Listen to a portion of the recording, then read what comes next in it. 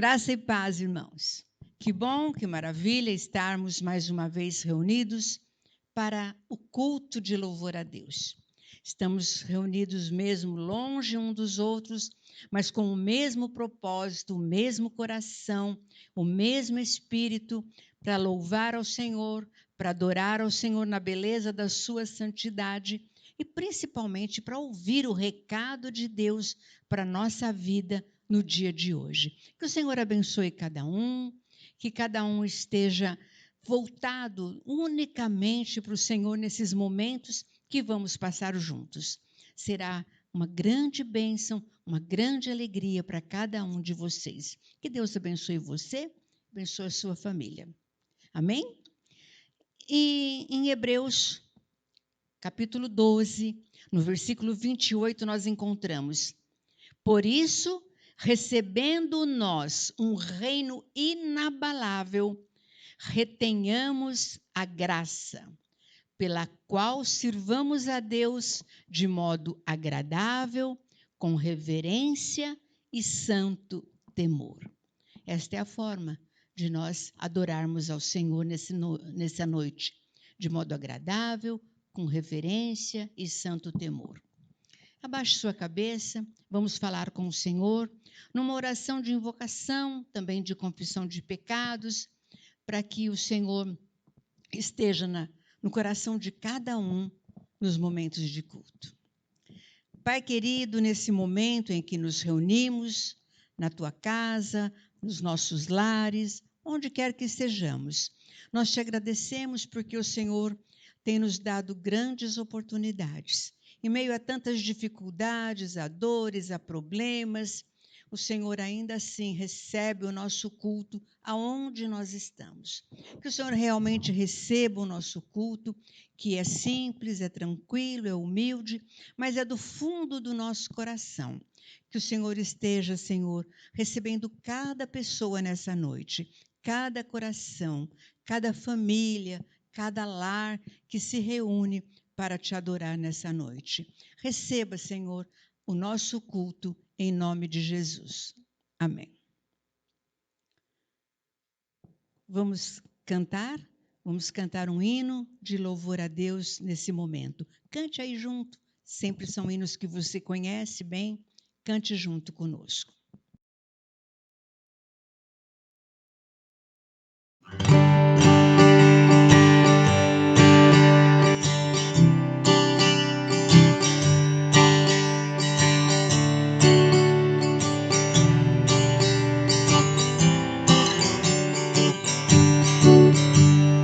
Leva tu contigo o nome de Jesus o Salvador. Este nome dá conforto, hoje, sempre, onde for. Nome bom, doce a fé e a esperança do porvir. Nome bom, doce a fé e a esperança do porvir. Santo nome incomparável, tem Jesus o amado teu. Rei dos reis, Senhor eterno, Deus na terra, Deus no céu. Nome bom, doce a fé e a esperança do porvir. Nome bom, doce a fé e a esperança do porvir. Este nome leva sempre para bem te defender. Ele é arma ao teu alcance quando o mal te aparecer. Nome bom, doce a fé e a esperança do porvir. Nome bom, doce a fé e a esperança do porvir. Oh, que nome precioso, gozo traz ao coração. Como Pai agora temos o perdão, nome bom, doce a fé e a esperança do porvir, nome bom, doce a fé. A esperança que nós temos no porvir é o nome de Jesus Cristo. Amém? Doce a fé e a esperança do porvir. Aleluia. Louvado seja o nome de Cristo. Como igreja, nós louvamos a Deus e vamos louvar a Deus agora. Estávamos louvando com o hino, agora vamos louvar com mais uma leitura bíblica. A leitura do Salmo 146. Abra sua Bíblia. Salmo 146. E diz assim lá: Aleluia! Louva, ó minha alma, ao Senhor. Louvarei ao Senhor durante a minha vida, cantarei louvores ao meu Deus enquanto eu viver. Não confieis em príncipes, nem nos filhos dos homens, em quem não há salvação. Sai-lhes o espírito e eles tornam ao pó. Nesse mesmo dia perecem todos os seus desígnios. Bem-aventurado aquele que tem o Deus de Jacó por seu auxílio, cuja esperança está no Senhor, o seu Deus, que fez o céu, fez a terra, o mar e tudo o que neles há, e mantém para sempre a sua fidelidade, que faz justiça aos oprimidos e dá pão aos que têm fome. O Senhor liberta os encarcerados. O Senhor abre os olhos aos cegos, o Senhor levanta os abatidos, o Senhor ama os justos. O Senhor guarda o peregrino, ampara o órfão e a viúva, porém transtorna o caminho dos ímpios. O Senhor reina para sempre, o teu Deus, ó Sião, reina de geração em geração. Aleluia! Vamos continuar louvando ao Senhor. O Senhor reina de geração em geração e por isso nós louvamos o seu nome. Vamos agora louvá-lo bem animado, bem alegres, com alguns cânticos de louvor. Olá, que a paz do Senhor Jesus esteja com você hoje. Vamos louvar ao Senhor, vamos falar um pouquinho de confiança. Em Salmos 9, versículo 10 diz: os que conhecem o teu nome confiam em ti, pois tu, Senhor, jamais abandona os que te buscam. Você crê nessa palavra? Então vamos cantar um pouco sobre confiança. Vamos louvar ao Senhor. Amém? Diga assim, olha: eu confio num Deus que milagre faz e que cumpre promessas. Seu imenso amor é o mesmo e não mudarás. Tantas bênçãos já entregou em minhas mãos, tantas outras sei que são por vir. E por mais que o inimigo tente me parar, vou avançar e vencer. Confiarei, nenhum gigante é maior que o meu Deus. Eu vou viver o que Ele prometeu. Sua palavra é fiel e não falhará. Confiarei, nenhum gigante é maior que o meu Deus. Eu vou viver o que Ele prometeu.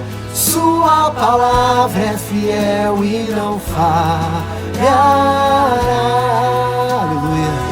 O nosso Senhor não falha em nenhum momento. A palavra do nosso Deus é fiel. Que você possa confiar. Amém? Eu confio num Deus que milagre faz e que cumpre promessas. Seu imenso amor é o mesmo e não darás. Tantas bênçãos já entregou em minhas mãos, tantas outras sei que estão por vir. E por mais que o inimigo tente me parar, vou avançar e vencer, confiarei. Nenhum gigante é maior que o meu Deus. Eu vou viver o que Ele prometeu. Sua palavra é fiel e não falhará. Confiarei, nenhum gigante é maior que o meu Deus. Eu vou viver o que Ele prometeu. Sua palavra é fiel e não falha. Ele nunca vai falhar, amém? Ouve o Senhor, diga: vai acontecer. Meu Deus está vindo, eu sei, vai acontecer. As portas vão se abrir, eu sei, vai acontecer. O meu milagre vai chegar, vai acontecer. Vai acontecer, vai acontecer. Meu Deus está vindo, eu sei, vai acontecer. As portas vão se abrir, eu sei, vai acontecer. Meu milagre vai chegar, vai acontecer. Confiarei, nenhum gigante é maior que o meu Deus. Eu vou viver o que Ele prometeu. Sua palavra é fiel e não falhará. Confiarei, nenhum gigante é maior que o meu Deus. Eu vou viver o que Ele prometeu. Sua palavra é fiel e não falhará. Oh, não falhará. Aleluia. Eu acredito. Amém. Eu confio, Senhor Jesus. Eu confio que o Senhor é fiel e o Senhor não falha em nenhum momento. Amém.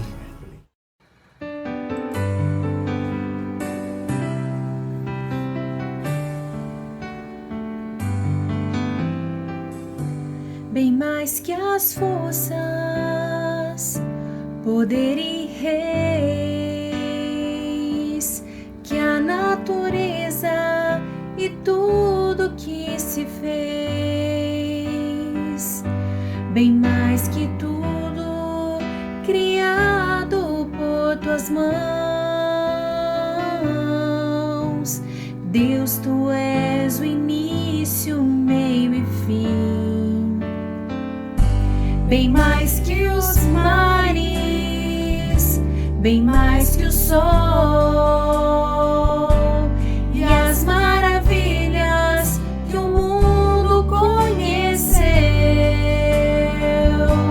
e as riquezas, tesouros desta terra, incomparável és pra mim.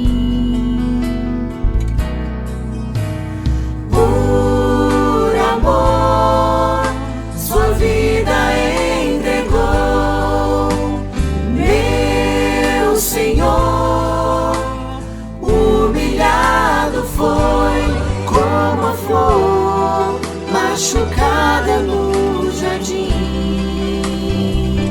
morreu por mim, pensou em mim, me amou.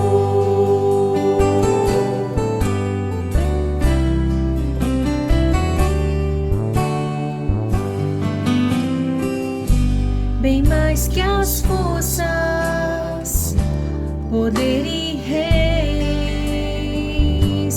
que a natureza e tudo que se fez. Bem mais que tudo criado por tuas mãos. Deus, tu és o início, meio e fim. bem mais que os mares, bem mais que o sol e as maravilhas que o mundo conheceu e as riquezas, tesouros desta terra, incomparável és pra mim. Por amor, sua vida entregou, meu Senhor. Humilhado foi como a flor machucada no jardim, morreu por mim, pensou em mim, me amou. Por amor, sua vida entregou, meu Senhor. Humilhado foi como a flor machucada no jardim, morreu por mim, pensou em mim, me amou. Como a flor machucada no jardim, morreu por mim, pensou em mim, me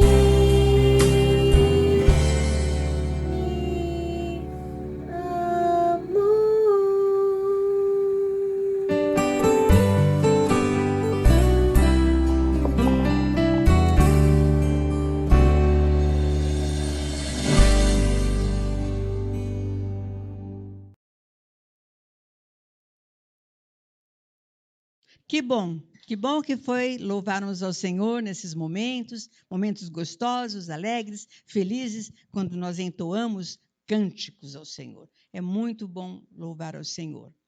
Mas também é bom render graças ao Senhor. Render graças porque Ele é bom, porque a sua misericórdia dura para sempre.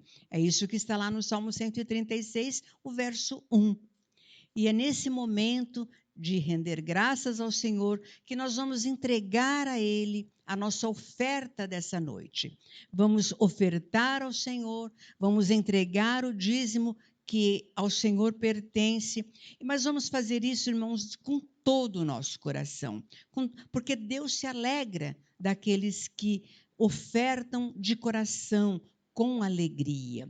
Você tem aí no vídeo os endereços bancários de cada uma das nossas igrejas, para que você possa depositar essa oferta ou entregar o seu dízimo para a igreja que você pertence. Entregue aí a oferta para a igreja Hebron, ou a igreja de Hortolândia, ou a igreja Betel.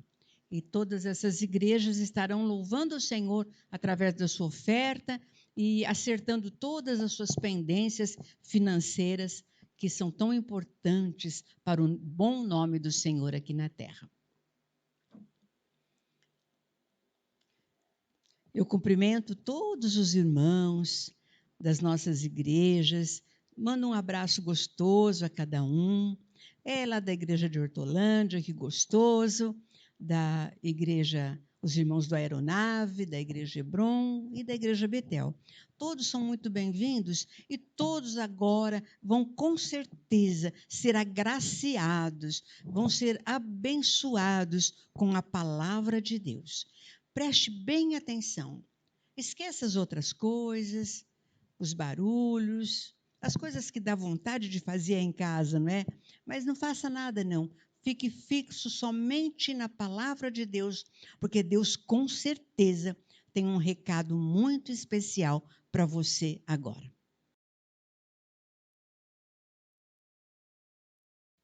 Que a graça e a paz do Senhor Jesus estejam e permaneçam com os irmãos que estão aqui hoje de manhã E também que a graça e a paz do Senhor estejam com os irmãos que estarão ouvindo esta mensagem logo mais à noite. Nós estamos aqui neste lugar, nesta casa de oração, por causa de Jesus. Nós estamos aqui reunidos no nome de Jesus. Ele nos amou primeiro e Ele nos escolheu para pertencermos ao seu povo. Gostaria de convidá-los, você que está na sua casa com seu aplicativo, os irmãos que estão aqui presentes, a abrir as suas Bíblias, para juntos meditarmos a palavra de Deus no Evangelho escrito por Mateus, capítulo de número 5. Evangelho de Mateus, capítulo de número 5. Nós vamos fazer menção do versículo de número 8.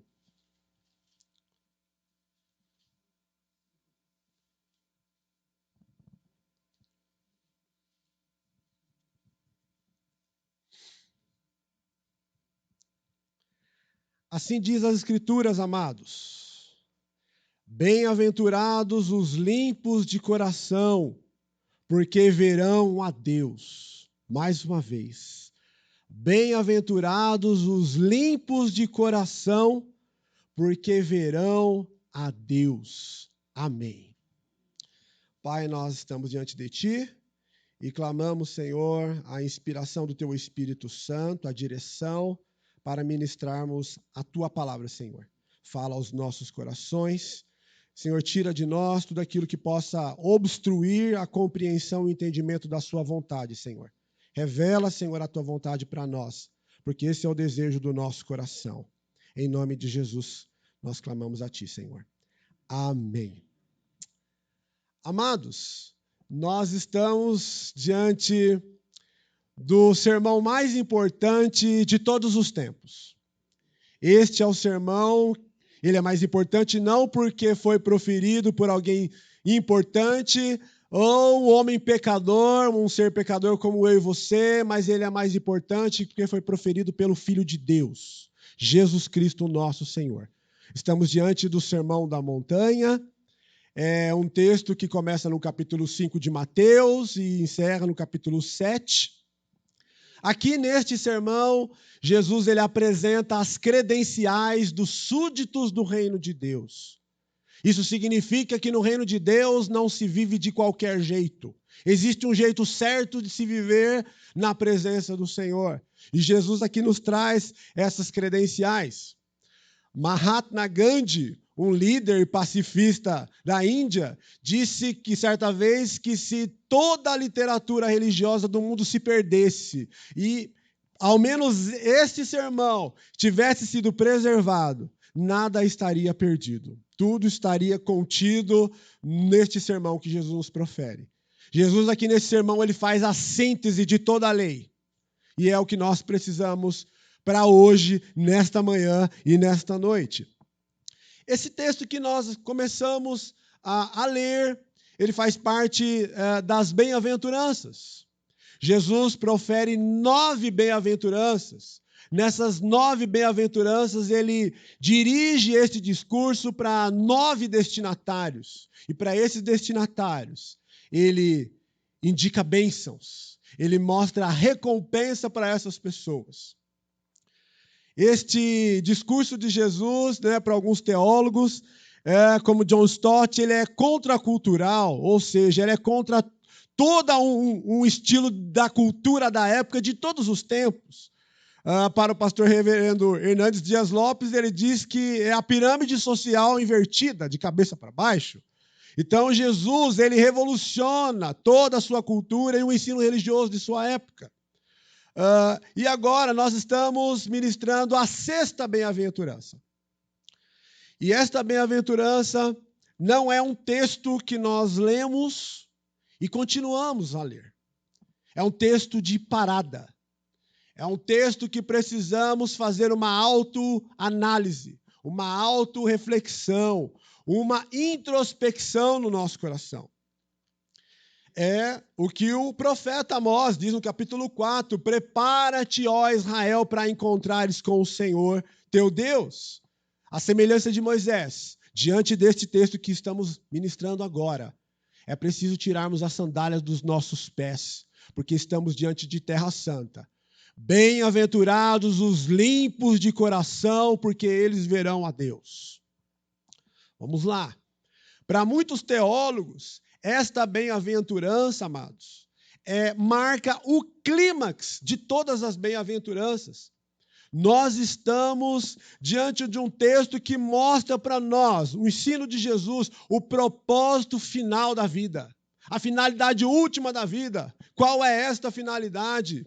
Esta finalidade é termos um coração totalmente purificados, limpos, para vermos Deus. Essa é a finalidade última da vida, encontrarmos Deus. A verdade é que, quando nós nos aproximamos deste texto, a primeira impressão que nós temos, quando Jesus diz, bem-aventurados os limpos de coração, é uma total inadequação. Veja bem, olha para você mesmo, faça uma autoanálise neste momento. Responda para si mesmo. O seu coração está totalmente limpo o tempo todo. Esta impressão me trouxe à memória quando eu estava refletindo nesse texto, lendo, relendo e vendo novas versões. Uma tradição rabínica que está descrita no Talmud, essa tradição nos diz que as escrituras conspurcam as nossas mãos. Como assim conspurcam? Sujam. Como assim sujam? A mesma escritura que purifica o nosso coração, que nos mostra a vontade de Deus, ela também nos revela a verdade que somos, os nossos pecados, a nossa sujeira, muitas vezes a nossa hipocrisia. É a escritura que nos revela o que na verdade somos. E quando eu comecei a ler e reler, eu comecei a fazer uma autoanálise no meu coração e comecei a clamar, Senhor, como aquele publicano, tem misericórdia de mim, que sou pecador. Preciso ser purificado, Jesus, todos os dias. Essa é a impressão que nós temos, primeiramente, quando nos aproximamos deste texto. É a mesma impressão que Isaías teve naquela visão do capítulo 6, que está registrado lá no livro do profeta Isaías, o seu livro. Quando ele fala que ele, numa visão, ele viu o Senhor assentado no alto e sublime trono.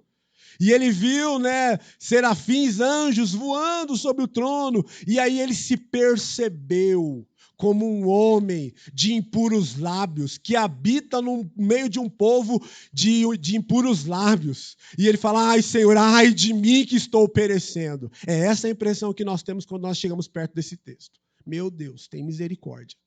Preciso ser purificado. Pois bem, algumas coisas precisamos refletir sobre essa pureza do coração. O que, na verdade, precisa ser purificado? O que é que temos que purificar em nós para podermos vermos Deus? Mateus, o escritor deste evangelho, um judeu, um publicano, um ex-publicano, ele escreve primariamente e primordialmente para uma comunidade de judeus helênicos, que estavam já adaptados à cultura grega e que conhecia muito bem as leis cerimoniais e conhecia muito bem todo o ritual de purificação, conhecia muito bem tudo isso. O grego que ele usa para falar dessa palavra puro de coração é o cátaros.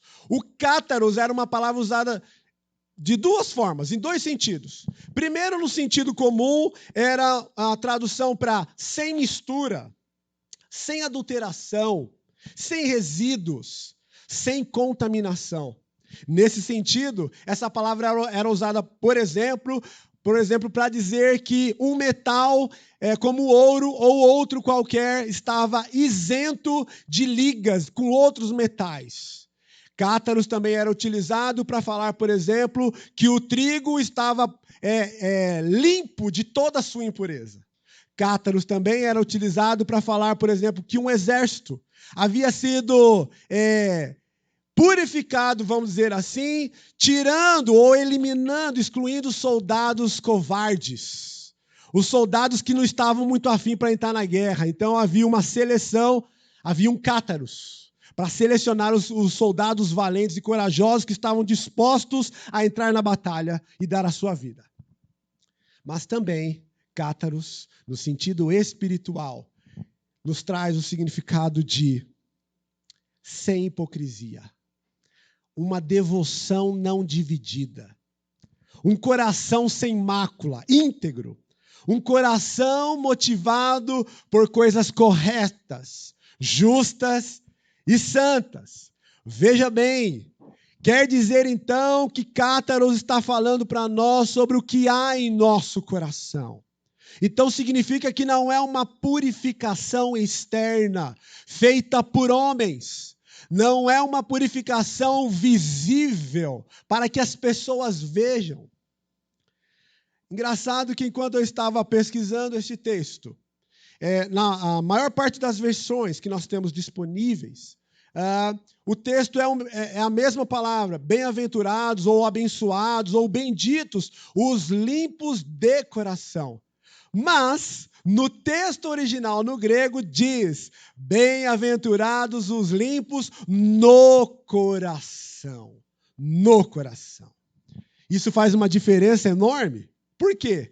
Porque significa que podemos até tentar achar que estamos purificados de outras formas, em outras partes do nosso corpo e na nossa vida.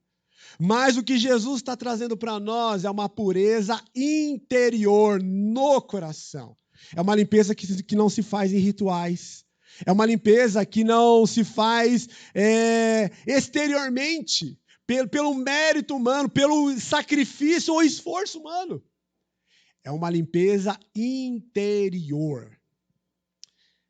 É verdade que para muitos pensadores e filósofos, como Locke, Rousseau, Comte e mesmo Freud, eles dizem que o mal é halógeno. Ou seja, o mal é algo que está fora do homem. O mal está na sociedade. O mal está nas estruturas. Pensando dessa forma, o ser humano é um produto do meio. Ou seja, tudo que você pensa, que você fala, o que você sente ou o que você faz, é produto do meio da onde você foi criado, de onde você veio. Alguns cristãos, até espiritualistas, preferem defender a ideia do mal como uma força demoníaca, um espírito. O mal é algo do diabo. Obviamente, não podemos minimizar ou subestimar a força que o diabo tem no coração do ser humano. Mas eu tenho algo a lhes dizer, amados. Jesus disse que o mal é autógeno. Isso significa que o mal está dentro do homem, está dentro do seu interior, no âmago do seu coração.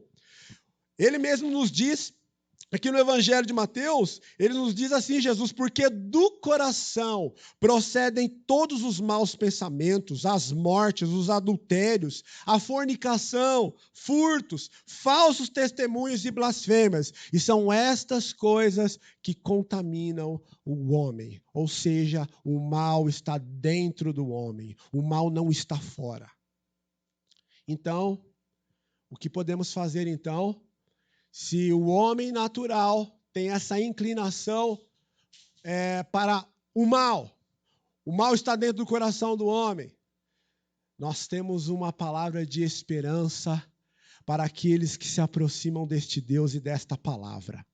A promessa de Deus no profeta Ezequiel, capítulo de número 36, Deus diz ao seu povo, então aspergirei água pura sobre vós, e ficareis purificados de todas as vossas imundícies, e de todos os vossos ídolos vos purificarei. E agora vem a grande promessa, e dar-vos-ei um novo coração, e porei dentro de vós um novo espírito, e tirarei da vossa carne o coração de pedra, e vos darei um coração de carne. Glória a Deus. Glória a Deus, porque não temos que ter um coração de pedra a vida toda. Graças a Deus que o nosso coração não vai ser imundo a vida toda. O nosso coração foi transplantado, foi tirado em Cristo Jesus e dentro de nós foi colocado um novo coração, um novo espírito, um coração inclinado para obedecer e ouvir a voz de Deus. Louvado seja o nome do Senhor. Outra coisa importante, amados, que precisamos refletir. Como é que nós podemos ter um coração puro? Tiago, no capítulo 4, ele nos dá uma amostra do primeiro passo que temos que fazer. Ele diz assim: chegai-vos a Deus, e Ele se chegará a vós. Alimpai as mãos, pecadores, e vós de duplo ânimo, purificai os corações, senti as vossas misérias e lamentai e chorai. Converta-se o vosso riso em pranto e o vosso gozo em tristeza, e humilhai-vos perante o Senhor, e Ele vos exaltará. Isso significa, amados, que é necessário, antes de mais nada, antes de tudo, um reconhecimento da nossa total incapacidade de nos purificar, da nossa miséria, do nosso pecado, da nossa sujeira. Nós não temos condições de nos purificar por nós mesmos. Mas também é necessário termos o desejo de ter o coração puro. Querer ter o coração puro. Davi, no Salmo 51, verso 10, ele diz assim: cria em mim, ó Deus, um coração puro e renova em mim um espírito reto. A grande questão, irmãos, é que quando nós estamos alienados, alheios a essa vida de santidade, que é o que Jesus está ensinando neste texto, muitas vezes a nossa mente fica tão cauterizada, tão amortecida com o pecado, que nós nem percebemos, não nos damos conta que estamos nos afastando de Deus. O pecado começa a se tornar normal. O pecado começa a fazer parte da nossa cultura, do nosso estilo de vida. E esse pecado que é abominável às narinas de Deus, muitas vezes nós nem percebemos esse odor do pecado e naturalizamos o pecado. Perdemos a percepção de que estamos nos afastando de Deus. Por isso, é necessário sempre uma autoanálise e reconhecermos que nós precisamos nos achegarmos a Deus e precisamos ter a cada dia um coração limpo e purificado pelo Senhor. Mas ter um coração puro, ter um novo coração ou uma vida nova, amados, ela só é possível se estivermos ligados, conectados com Cristo. É o que Paulo nos ensina na sua segunda carta aos Coríntios, capítulo 5, verso 17.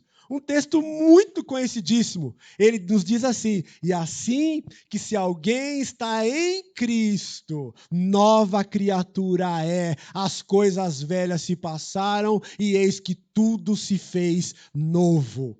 Você quer ter um coração limpo, purificado? É preciso estar conectados com Cristo. É preciso estar ligados em Cristo.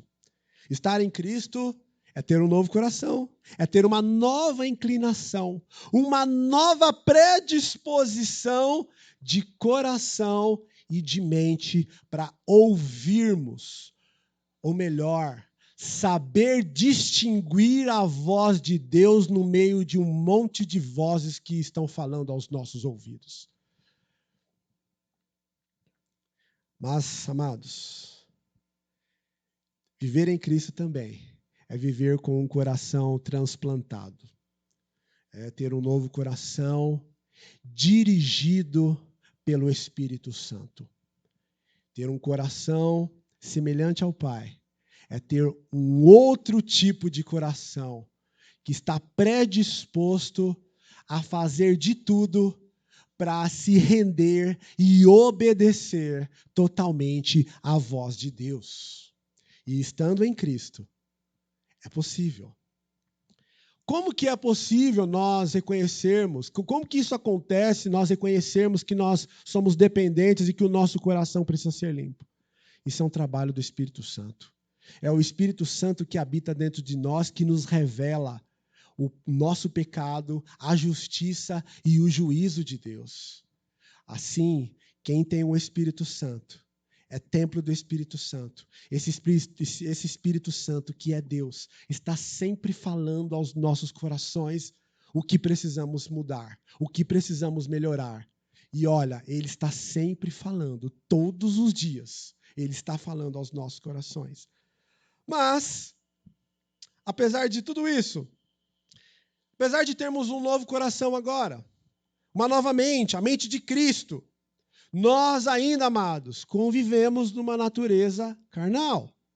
Vivemos ainda nessa lei da carne que Paulo tanto fala, dessa luta da carne contra o Espírito. E é por isso que nós, que estamos a cada dia nos aproximando, cada dia mais de Deus para vê-lo melhor, nós precisamos purificar os nossos corações através da palavra de Deus. É a palavra de Deus que nos purifica. O salmista, no capítulo 119, versos 9 e 11, ele diz assim: com que purificará o jovem o seu caminho, observando-o conforme a tua palavra? Aí no versículo 11 ele diz: escondi a tua palavra no meu coração para eu não pecar contra ti. E o nosso Senhor Jesus Cristo, o próprio Senhor, nos diz: vós estáis limpos pela palavra que vos tenho falado. É a palavra de Deus, irmãos, que nos alimenta a nossa alma. E como eu disse no início do sermão, que muitas vezes conspurcam, sujam as nossas mãos, esta é a mesma palavra que é poderosa para nos limpar, para nos purificar diariamente dessa sujeira que tenta nos tornar imundos e sujos todos os dias, na mídia, na internet, na nossa cultura. Todos os dias existe uma poeira que precisa ser limpa. E isso se faz mediante a meditação da palavra de Deus diária. E como estamos falando de purificação, é impossível não falarmos de algo muito importante que mostra a evidência de alguém que foi purificado pela palavra de Deus e pelo sangue de Jesus. Batismo. Se na antiga aliança, amados, o povo de Deus tinha a circuncisão como um sinal visível de um pacto de separação, de purificação e de dedicação exclusiva a Deus. Agora, na nova aliança com Jesus, é o batismo que sela e simboliza a transformação interior de uma pessoa. Santo Agostinho de Hipona diz que o sacramento é um sinal visível da graça invisível. Ou seja, amados, de tudo isso que eu acabei de dizer sobre como podemos ter um coração purificado, um coração puro, não é possível termos um coração puro, um coração limpo, sem estar ligados, conectados com Cristo, com a sua palavra e com o seu corpo, que é a igreja. Não existe uma fé solitária, individualista, subjetiva. A fé é comunitária, porque está inserida no corpo de Cristo. E como que isso se torna evidente? Mediante o batismo. É o batismo que mostra essa transformação interior de um coração. Não simplesmente pela lavagem de um símbolo como água, mas de algo que aconteceu interiormente, dentro dos nossos corações. Um outro ponto para nós pensarmos e concluirmos esse sermão é sobre a maior promessa e a maior recompensa de toda a história: ver Deus. Note que em todas as bem-aventuranças existe uma promessa, existe uma recompensa. Esta bem-aventurança, a sexta: bem-aventurados os limpos de coração, porque verão a Deus. Não existe uma promessa maior e recompensa maior que qualquer homem nessa vida pode ter do que Deus, o próprio Deus. Toda a nossa vida, amados, nós não lutamos, nós não sofremos perseguições, hostilidade, privações e provações. Simplesmente para dizermos que somos alguma coisa, para termos conforto, para termos status, currículos, ou uma vida melhor para os nossos filhos. Tudo isso que passamos e que vivemos nessa vida é para um dia vermos Deus, termos Deus. Deus é a nossa maior herança. Deus é tudo que nós precisamos. Deus é a nossa porção.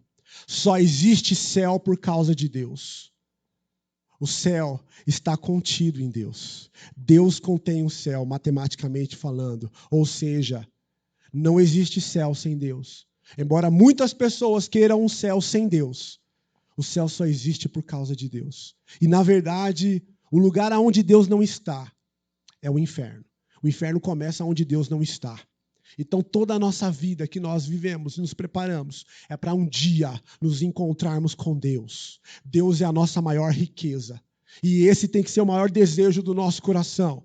Não deixar conforto, bens, títulos nesta vida para as nossas futuras gerações, mas temos que ensinar os nossos filhos e as pessoas da nossa família que estão próximas de nós a se preparar para encontrarmos Deus, para vermos Deus. Louvado seja Deus. Muitas pessoas na Bíblia tentaram ver Deus.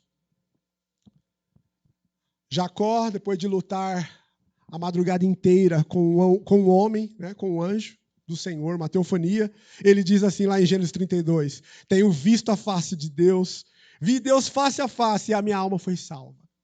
Moisés queria ver Deus.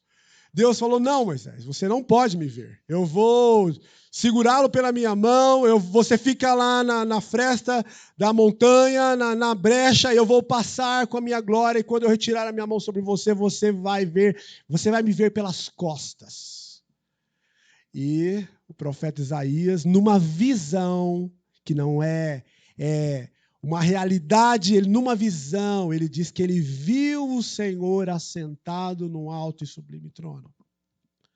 É o desejo do homem de querer ver Deus, sem conseguir, na verdade. Todavia, quando Jesus profere essas palavras, bem-aventurados os limpos de coração, porque verão Deus. Naquele mesmo instante, os judeus que estavam lendo ou ouvindo as suas palavras, eles se lembraram de um dia muito especial do seu ano litúrgico e ritualístico, o Yom Kippur. O Yom Kippur é o dia da expiação. Era aquele dia em que um único homem, um sumo sacerdote da tribo de Levi, ele adentrava num lugar santíssimo, chamado Santo dos Santos, para oferecer no único dia do ano, num dia especial, um sacrifício por si, por seus companheiros de ministérios, os outros sacerdotes e por todo o povo. Mas isso não poderia ser feito de qualquer maneira. Ele tinha que passar por um ritual de purificação, ele tinha que se banhar. Ele não podia vestir as mesmas vestes que ele usava cotidianamente, cheia de apetrechos. Ele tinha que usar uma túnica de linho branco, pura. O povo, nesse dia, tinha que estar afligindo as suas almas com jejum e tristeza por causa dos seus pecados. O dia do Yom Kippur, por incrível que pareça, e paradoxalmente, era o dia de não ver Deus. Como assim não ver Deus? Deus estava representado em objetos, em mobílias, utensílios no tabernáculo. O sumo sacerdote, neste dia, ele adentrava ao Santo dos Santos amarrado com uma corda. Porque se Deus se manifestasse, se mostrasse, ele caía duro, morto. E quem que poderia lá entrar e resgatá-lo? Não haveria ninguém. Por isso ele era arrastado e puxado da corda para fora do tabernáculo, para fora do templo, aonde a arca da aliança estava. Então era o dia de não ver Deus. Alguns se atreveram a levar um fogo estranho, como Nadab e Abiú, e Deus se revelou e mostrou a sua glória com juízo e foram mortos, fulminados instantaneamente. Deus estava revelado nas coisas. E os judeus que ouviram essa palavra de Jesus lembraram desse dia, o dia dos corações purificados e um dia de imaginar Deus através de coisas. Mas uma mudança radical aconteceu.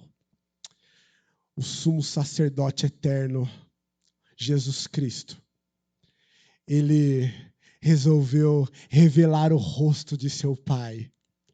Por amor a nós, ele se despe de sua glória, vem até nós e oferece por nós, por amor a nós, como ofertante e oferta, um sacrifício único de uma vez por todas, não com sangue de bodes ou touros ou qualquer outro tipo de animal, mas com o seu próprio sangue. O véu que separava-nos, o homem de Deus, o santo dos santos de ver Deus, com a morte, com a obra redentora de Cristo, foi rasgado de cima e embaixo para que nós pudéssemos ter contato e ver Deus. Não através de coisas, mas através do seu próprio Filho Jesus Cristo. Deus se fez próximo a nós, porque Ele nos ama. E não somente para nos encontrar Deus fez isso. Deus fez isso em Jesus Cristo, para nos purificar de todos os nossos pecados, para que nós pudéssemos vê-lo claramente. Louvado seja Deus por isso. E o interessante disso tudo é que o apóstolo João, em Apocalipse, diz que o próprio Jesus nos constituiu reis e sacerdotes para Deus e seu Pai. Jesus se revela a nós, João falando, no capítulo 1, ele veio para o que eram os seus. Os seus não conheceram, não perceberam, mas a todos quanto o receberam, deu-lhes o poder de serem feitos filhos de Deus aos que creem em seu nome, os quais não nasceram da carne, ou do sangue, ou da vontade do homem, mas de Deus. E o Verbo se fez carne e habitou entre nós, e nós vimos a sua glória, como a glória do unigênito do Pai, cheio de graça e cheio de verdade. Deus se revela a nós. O homem, através da religião, tenta encontrar Deus, ver Deus através de coisas, através de rituais. O Evangelho é Deus vindo ao encontro do homem, se revelando a Ele, mostrando o seu amor e a sua graça e nos purificando de todos os nossos pecados, de todas as nossas imundícias. Este é o amor do Evangelho, o núcleo do Evangelho. Eu quero falar uma outra coisa interessante. Por mais incrível que pareça, Filipe, um dos discípulos de Jesus, que andou com Jesus 3 anos praticamente, chega até Jesus e diz: Senhor, mostra-nos o Pai e nos basta. Jesus olha para Filipe e fala: Filipe, eu estou com vocês há tanto tempo e você vem me perguntar, mostra-me o Pai. Você não crê que o Pai está em mim e eu estou no Pai? E que tudo que eu faço, eu não faço por mim mesmo, mas as palavras que eu tenho vos falado, Deus é quem realiza as obras, eu estou no Pai, o Pai está em mim. Como você pergunta, mostra-me o Pai? Deus, em Jesus Cristo, se revela a nós. E, por incrível que pareça, amados, muitas vezes nós não percebemos a presença de Deus e Jesus quando somos pressionados, quando estamos passando por momentos difíceis. Encontrar Deus, enxergar a face de Deus em Jesus, deve ser uma ambição nossa diária. Essa é a ambição dos filhos de Deus, dos discípulos de Jesus, ver Deus todos os dias. E a cada dia que passa, quanto mais próximo se está chegando aquele dia, o dia da manifestação do Senhor, ou o dia que o Senhor nos chamar, o Senhor está nos preparando e se revelando ainda mais para nós. Nós vamos percebendo Deus a cada dia mais, porque esse é o seu maior desejo, se revelar a nós.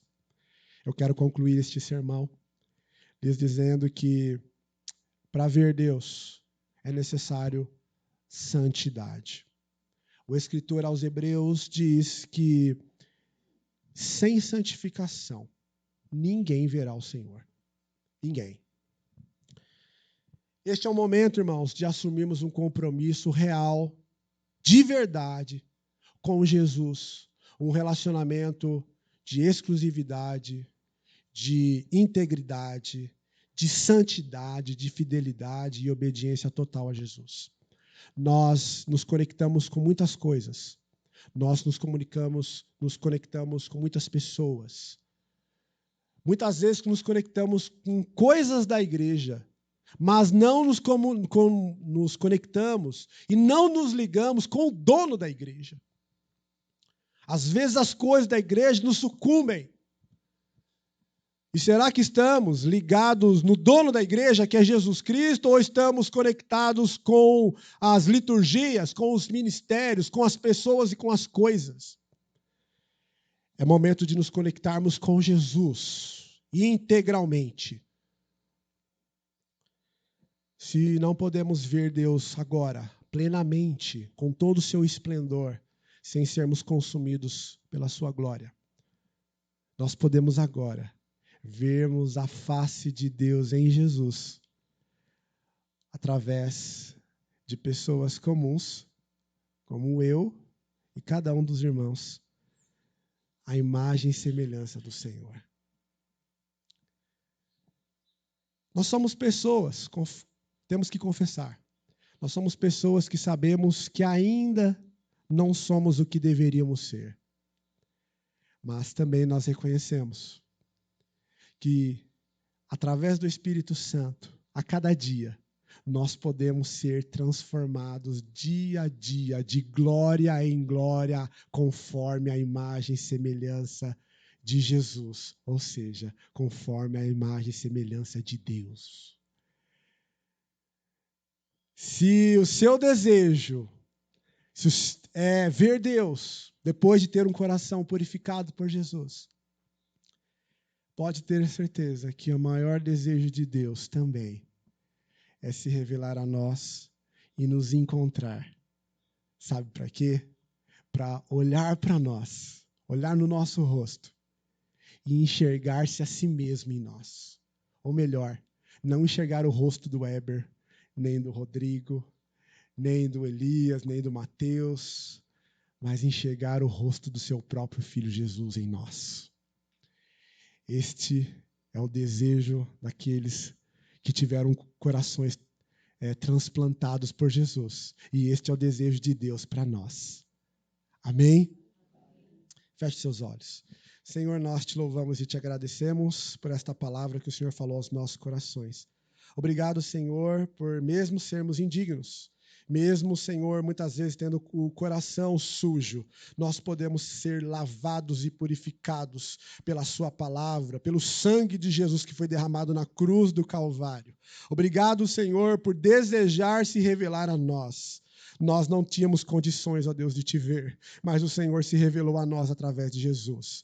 Por isso, Senhor, que a tua palavra possa nos limpar, nos purificar todos os dias e nos preparar para te encontrar, Senhor, para te ver, Senhor, um dia, da maneira como tu és, ver como o Senhor é, ó Deus, ter o Senhor para todos sempre. Amém. É em nome de Jesus que clamamos a ti, ó Deus. Amém.